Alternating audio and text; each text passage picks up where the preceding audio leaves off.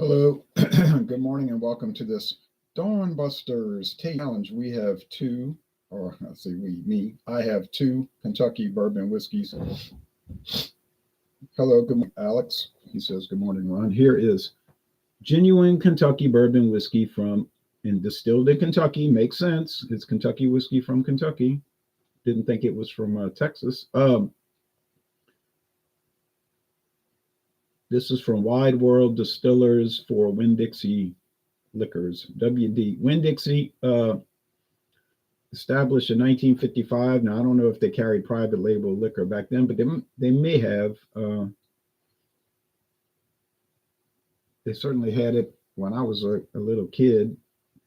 I mean, so definitely they had it 50 years ago. It was in glass bottles then, but very popular and inexpensive. Okay, Maxwell, good morning, Ron.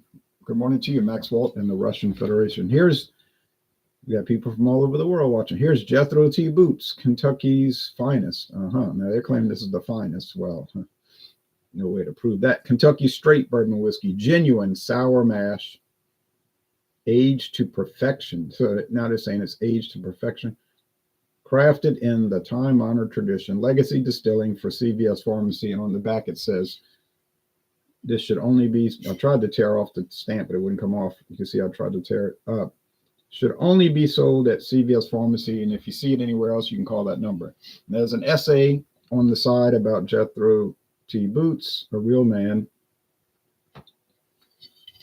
not a well-known man. And there you go. All right, so you recognize the bottle design, so you can figure out who's really making this by just looking at the bottle. All right, I don't have to tell you. Most people are going to say, "Okay, all right." So they're both private label. You can only buy this at CVS Pharmacy, at least theoretically. You might see it somewhere else, but like they're saying, if you do, call us because you're not supposed to get it anywhere else. They might pay you money for telling them.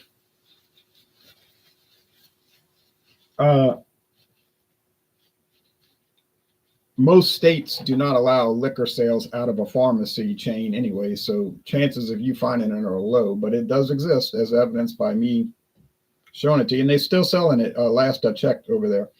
What's the ABV? Yeah, you know what? I was about to update that on my notes. I forgot to put that. Sorry about that oversight. Both are 80 proof Kentucky bourbon whiskeys. 80 proof. I knew I was forgetting something, and when I was showing it, I was thinking, yeah. All right, so no website listing for this. I'll show you the screen share for the WD. Not that it's much to look at, but still I'll show it to you. There it is. Winn-Dixie bourbon, only at Winn-Dixie, makes sense. And you got to buy it in store. You can't get it curbside, or they won't deliver to your home. But anyway, it's not very difficult to go inside the store.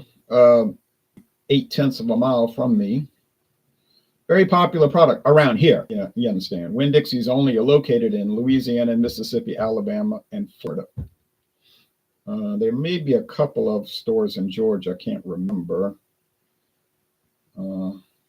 If there aren't many. I know it's Harvey's in Georgia and Florida. Harvey's is owned by SE Grocers, Southeastern Grocers. See right there. But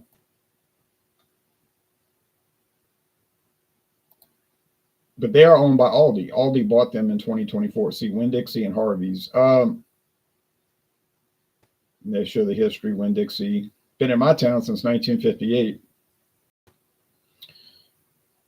It says founded in 1925, but actually it was Winn grocery chain, and then there was another chain called Dixie Grocery, and they merged, combined in 1955, formed Winn-Dixie. But yes, okay,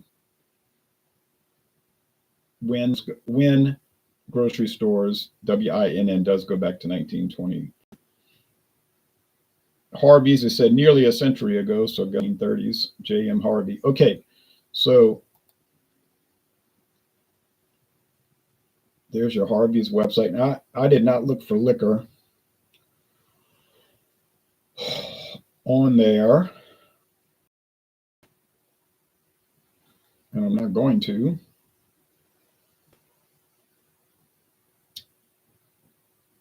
know when.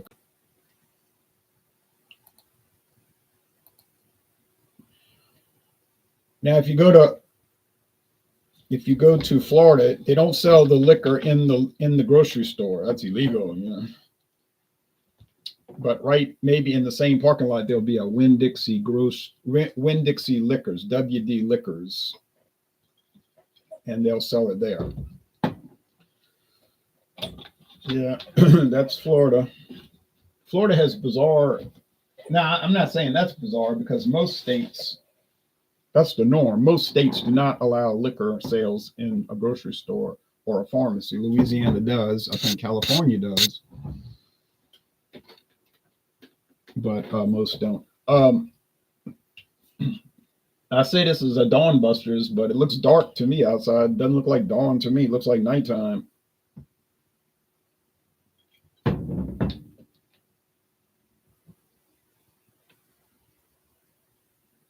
This stuff is really cloudy. And I noticed that every time with these people,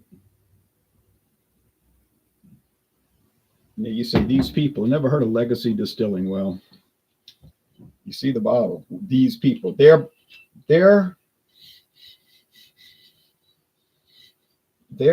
liquor, when you get to the bottom, it gets very hazy. And sometimes you'll even see chunks in it. It looks like pieces of wood or something. But I noticed that I don't care what whiskey you get from them, you when you open it, it's clear. But by the time you get to the bottom, 10%, it'll be hazy. And I think because they filter it, and it doesn't filter it all the way, so it looks clear. But then there's settlement, and the sediment goes to the bottom. You see, so then you get that. Because you might notice, I don't know, there's glare from the lamps. I should have left them off for now. You might notice it's kind of hazy. Whereas this one's clear. But I'm not at the bottom of the I got years to go till I get to the bottom of this one. You see? But I bet you 5-6 years from now, it'll be hazy. Otherwise, they more or less the same color, amber. But like I say, this one's hazy and this one's crystal clear. I know this is aged 3 years because it says on the bottle, aged 3 years. It says it right there. Aged 3 years, bourbon. Wide World Importers, wink, wink. Frankfort, Kentucky. You say, Frankfort, Kentucky. Wait, that's the, right. That's the distillery that claims they're the oldest in America. They claim it, and they say there's been distilling going on in that location continuously since the 1700s. Now, they got some others that claim they're older, but they don't have continuous production. You understand? Like it might have been shut down for a number of years and then repurchased and reopened. So, oldest continuously operating distillery in America. And in fact, they even operated during Prohibition. They made whiskey during Prohibition. You say, well, how'd that happen? Because they used to sell whiskey as a medicinal product. They had a special license that you could sell whiskey as a medical product, a medicine. You can imagine a lot of people were getting prescriptions for this whiskey medicine. But I mean, it's all a sham. I mean, we all know now Prohibition was a total sham. I'm starting to believe that it was some kind of elaborate plot by big beer, wine, and liquor companies to destroy mom and pop. I mean, I can't prove it, but you know, they used to have thousands of beer, wine, and liquor producers in America. I mean, literally very small, what you would call mom and pop. But they got wiped out in Prohibition. Then the big companies got that special license, kept going, or they made ice cream and dairy products like Anheuser-Busch and malt beverages, non-alcoholic. But they survived Prohibition. And then after Prohibition, you only had a handful of producers. Makes you wonder. But, you know, maybe it wasn't a plot. It probably was just stupidity, which benefited the big companies. All right, stupidity on behalf of the U.S. government, an insidious act. Well, it wasn't an act; it was an amendment, and the act was made in pursuant to the amendment. They had to make a constitutional amendment to outlaw alcohol. The U.S. government had no power like that before, but as we know, it was repealed 14 years later. This smells oaky, sweet corny, vanilla-ish, honeysuckle nectar. Same old thing. Are there any variants of Jethro Tea Boots? I don't believe so. It's just a 4-year age sour mash Kentucky straight bourbon whiskey. End of story. Could it be another major brand just aged an extra year and then bottled for a CVS pharmacy? I believe that's very possible. They could have taken ancient age, gone an extra year, and bottled it. Or Benchmark. But I don't think Benchmark claims to be sour mash whiskey, does it? No, I don't think so. But Ancient Age is kind of a well-known sour mash bourbon, huh? But it's only aged 3 years. And it sells for the same price. Jethro Tea Boots, $9.99 at CVS Pharmacy. Ancient Age, $9.99 at a lot of local stores.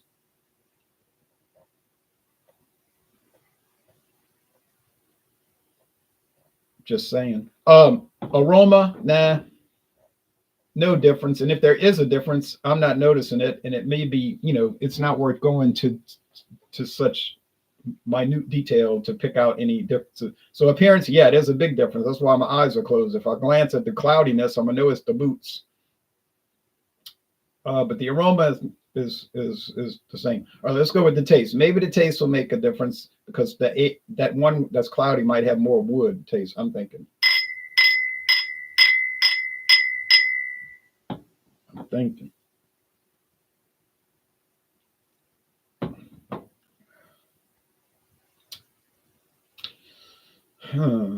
Maybe. Vanilla oak, same thing. Just standard bourbon flavor. I know bourbon is like a big fascination for people and they collect it. I know a guy that collects it, never drinks it. I said, man, you must love bourbon, huh, Mr. Bruce? And this man's name is Bruce. He said, oh, no, I don't drink bourbon. He said, I just buy the bottles and save them. Couldn't understand why, though. I said, really? Yeah. He said, I have a whole bedroom in my house full of bourbon bottles that have never been opened going back 50 years. And he told me that 5 years ago. So going back to the 1960s, I said, I wanted to ask him, can I have it? Can I have that collection?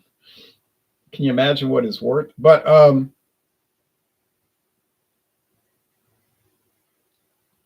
I know other people that do that kind of stuff.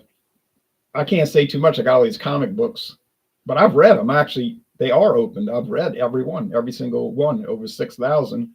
I've read them all. But he buys them. He say he doesn't drink it. I don't know. Maybe he was putting me on. He might have been putting me on, but he doesn't seem like that kind of person.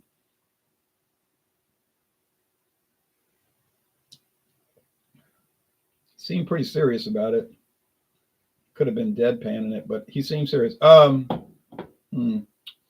there's a little honey here though, and maybe some low sharp oakiness. Can't taste the haze. Can't taste it.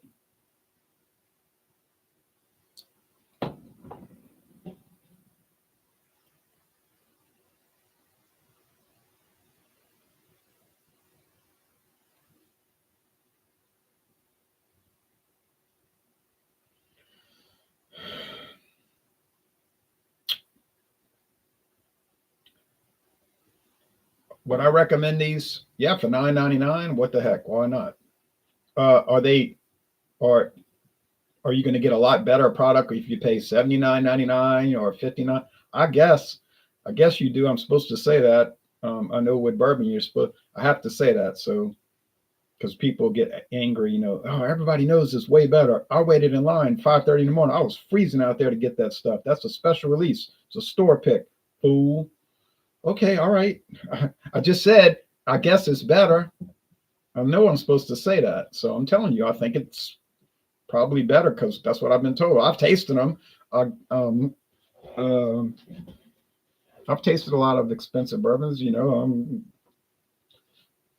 I guess I'm amateurish because to me they just tasted like bourbon whiskey. But like I say, I'm told, and what I'm told, I guess I better do it. I don't want to get in trouble with the bourbon people. I understand the bourbon people can be very vindictive, and you better get it. You better say the right thing. You say, what about the beer people? They're pretty bad too. Not as bad as they used to be.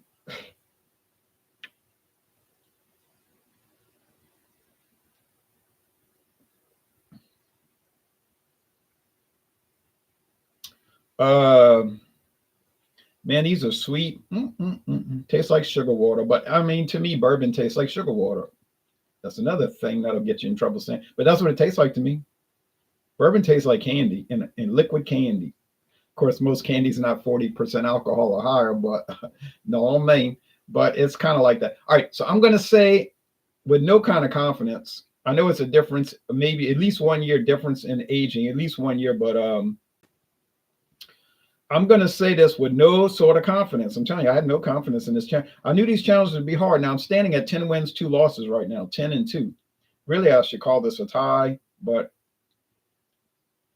I'm thinking that there is a difference some kind of way.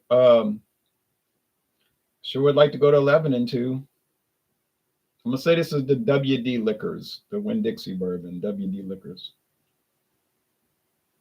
Can't see that up close with my glass. My glasses are for far away. I don't need glasses to read. It is. Got it right. 11 wins, 2 losses. I've had people ask me that before. Why don't you get reading glasses?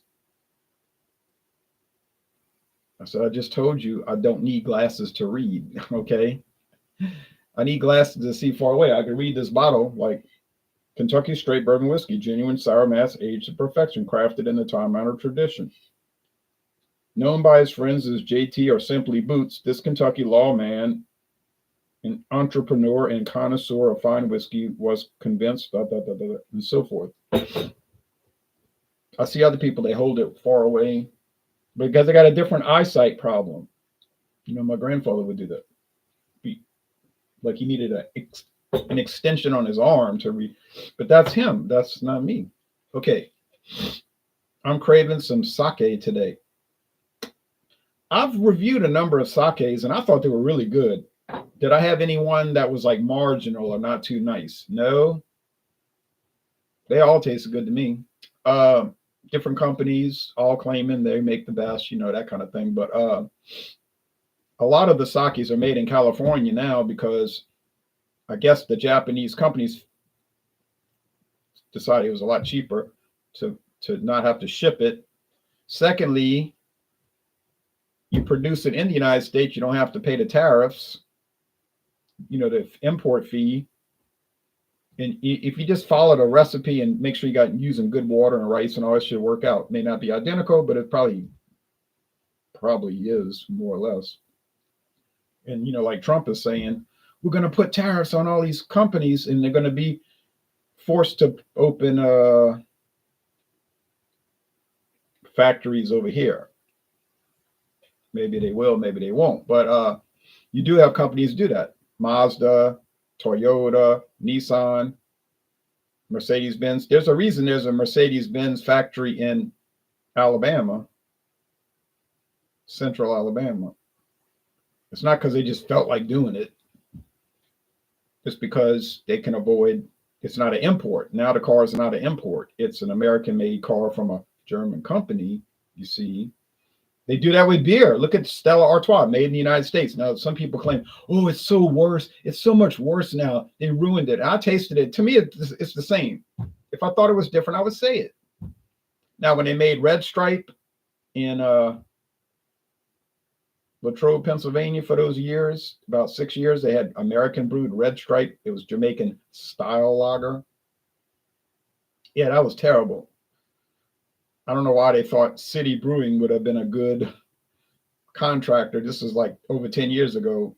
You know, City Brewing has come a long way, and they got a ways to go. But they can, I mean, oh man, that the stuff they used to put out was just unreal. And I think the sales went to the dumpster, you know, because I couldn't stand it. Can or bottle didn't matter. And they decided,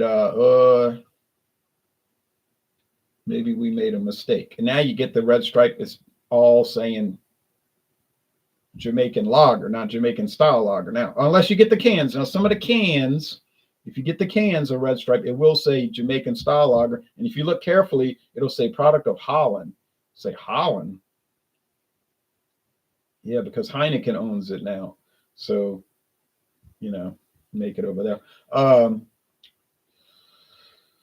Beck's, another example, Beck's. I used to get Beck's from Bremen, Germany. Bremen, Germany. Okay. Then it suddenly started becoming American made. Bass, another one, English ale, American made. Bass. Then they made a Bass Stout, which didn't last, which I thought was great. They made a Bass IPA, English style IPA. Didn't last. I thought it was great. And people have asked me, don't you think Bass is terrible coming from the United States? I said, no. It tastes the same to me. That's just me. No. Foster's, I can't testify to Foster's. I never had Australian brewed Foster's. I never had the one made in the United Kingdom or Great Britain and Northern Ireland, you know. So I never had English brewed Foster's. I never had, I've only had the Canadian brewed, which was good. Then they shift production to Texas. So I like it. Now, some people get like angry, like if I say that, they'll roll their eyes like, oh, what an idiot. Because I said Beck's to me tasted as good as it did. Now, Lowenbrow, different story. Now, Lowenbroy, when they had the Miller brewed Lowenbrow regular, remember the blue label with the green bottle and then the dark, Lowenbrow dark. I liked them. To me, they were all right. My grandfather, he was like enraged. He would say, they ruined Lowenbrow. It used to be so good. And then Miller started making it and they ruined it. Of course, they were making it American style adjunct. They were adding corn and rice or rice, whatever. I think corn, probably knowing Miller. But I didn't start trying it till 96. I thought it was good. My grandfather was like, oh. So then it went away around 24 years ago. And I stumbled across a bottle of German brewed Lowenbrow tonight. It's kind of special. I found Lowenbrow German brewed in New York City one time, 2013. I got the video posted. I think it was 2013. I said, look at this. I brought it home, tried it. It was a different world. The Lowenbräu from Germany was like a million times better. So what I was tasting without any other experience was nice. But then when I went to the German brewed, it was like no comparison. Just saying.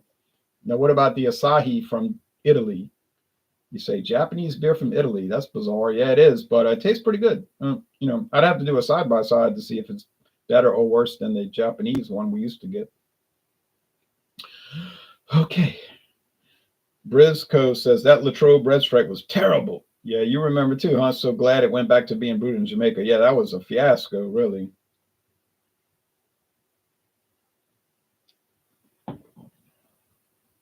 Now, if they'd have let Anheuser-Busch make it, probably would have been perfect, you know, but they let City Brewing make it. This is in 2011, back when City Brewing was trying to figure out how to make beer properly.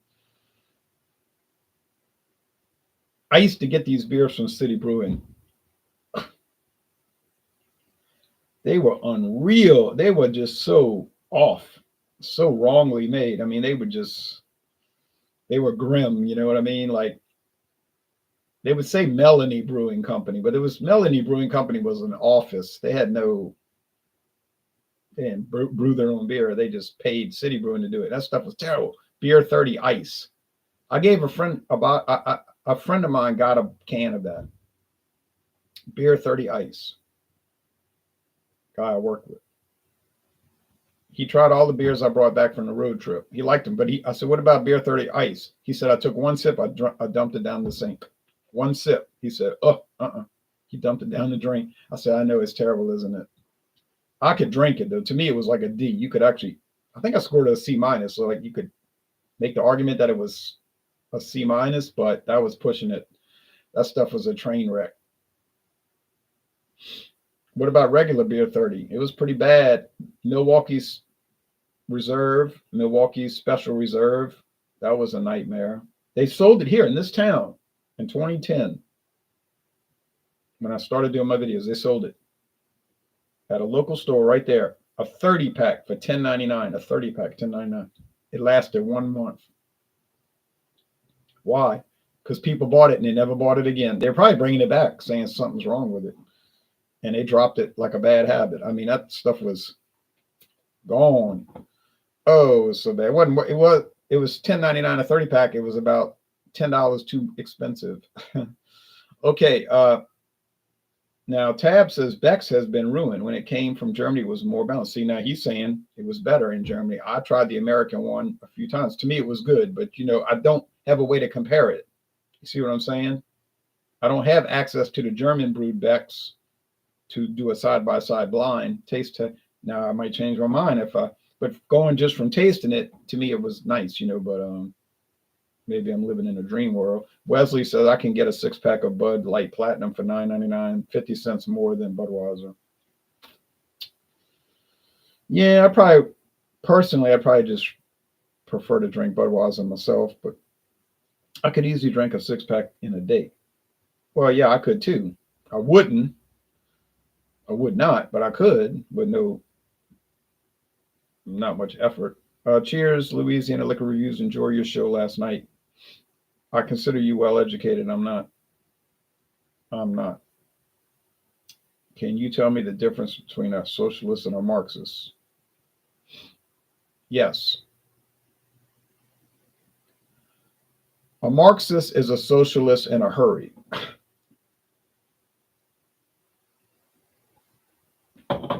That's the difference. So what's the difference between a socialist and a communist? A communist is a socialist in a hurry. Okay, well, thanks for watching. And there's no real winner here. I mean, I won because I got it right, but I wouldn't pay, honestly, I wouldn't pay a penny more one over the other. I wouldn't pay a penny more. So that means Winn-Dixie wins because it's actually cheaper per ounce. The WD liquor is actually, Liquors Bourbon is cheaper per ounce. You'll save a little bit of money on it. Not a great amount, but you will save money. So there you go. 2 practically unknown bourbon whiskeys that nobody cares about. And I just did an almost 30-minute video on it. Oh boy. Now, tomorrow for Friday, I have another obscure challenge. I have WD Liquors versus Stedman Select, which I've mainly only seen at Walmart. Mainly, not totally, because I've seen it at Total Wine and More from time to time. Sometimes they have it in stock and sometimes they don't. But I have seen it at Total Wine for sure, and it was like $1 cheaper. So yeah, Stedman Select. It exists, but I have the older one, the 86 proof. Now there's a new Stedman Select. They revamped it, reformulated it. Now it's coming from Barton 1792 Distillery, and it's called Stedman Select Barton 1792 Distillery, and it's 90 proof. They changed it. I haven't tried it. I tried it at my friend David's house. I liked it. I haven't opened my own bottle yet, but that's coming. All right, y'all take care now. Bye-bye.